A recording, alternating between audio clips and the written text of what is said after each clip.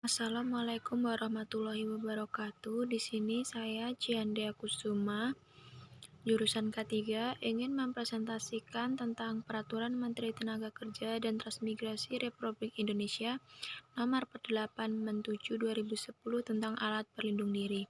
Dosen pengampu Nur Ani SKM K3. Pendahuluan. Penimbang. A. Bahwa sebagai pelaksanaan ketentuan Pasal 3, Pasal 4 Ayat 1, Pasal 9, Pasal 12, Pasal 13, dan Pasal 14 Undang-Undang Nomor 1 Tahun 1970 tentang keselamatan kerja perlu diatur mengenai alat pelindung diri. B. Bahwa berdasarkan pertimbangan sebagainya dimaksud pada huruf A perlu diatur dengan peraturan menteri. Mengingat Undang-Undang Nomor 3 Tahun 1951, Undang-Undang Pengawasan Pemburuan Tahun 1948 Nomor 23. Nomor 2, Undang-Undang Nomor 3 Tahun 1969. Nomor 3, Undang-Undang Nomor 1 Tahun 1970. Nomor 4, Undang-Undang Nomor 13 Tahun 2003. Nomor 5, Peraturan Presiden Nomor 21 Tahun 2010 tentang pengawasan ketenagakerjaan. 6. Keputusan Presiden Republik Indonesia Nomor 84 Perpet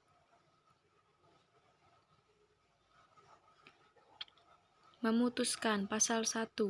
Dalam peraturan menteri ini yang dimaksud dengan alat pelindung diri, buruh atau pekerja, pengusaha, pengurus tempat kerja, pegawai tenaga kerja K3. Pasal 2. Pengusaha wajib menyediakan APD bagi pekerja atau buruh di tempat kerja. 2. APD sebagainya dimaksud pada ayat 1 harus sesuai dengan standar nasional Indonesia atau standar yang berlaku. Pasal 3. Jenis dan fungsi APD sebagainya dimaksud pada ayat 1 dan ayat 2 tercantum dalam lampiran peraturan menteri ini. Pasal 4. APD wajib digunakan di tempat kerja, pegawai pengawasan ketenagakerjaan. Pasal 5. Pengusaha atau pengurus wajib mengumumkan secara tertulis dan memasang rambu-rambu mengenai kewajiban penggunaan APD di tempat kerja.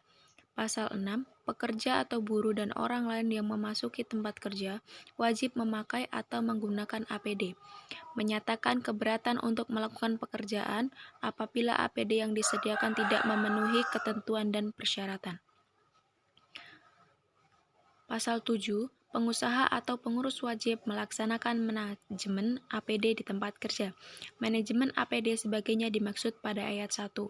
Pasal 8. APD yang rusak, retak, atau tidak dapat berfungsi dengan baik harus dibuang atau dimusnahkan. APD yang habis masa pakainya atau kadaluarsa serta mengandung bahan berbahaya harus dimusnahkan sesuai dengan peraturan perundang-undangan. Pemusnahan APD yang mengandung bahan berbahaya harus dilengkapi dengan berita acara pemusnahan. Pasal 9. Pengusaha atau pengurus yang tidak memenuhi ketentuan sebagainya dimaksud dalam Pasal 2, Pasal 4, dan Pasal 5 dapat dikenakan sanksi sesuai Undang-Undang Nomor 1 Tahun 1970. Pasal 10. Pengawas terhadap ditaati peraturan menteri ini dilakukan oleh pengawas ketenagakerjaan. Pasal 11. Peraturan menteri ini mulai berlaku pada tanggal ditetapkan. Agar setiap orang mengetahuinya, peraturan menteri ini diundangkan dengan menetapkan dalam Berita Negara Republik Indonesia. Keberhasilan berawal dari usaha dan doa. Sekian presentasi dari saya. Wassalamualaikum warahmatullahi wabarakatuh.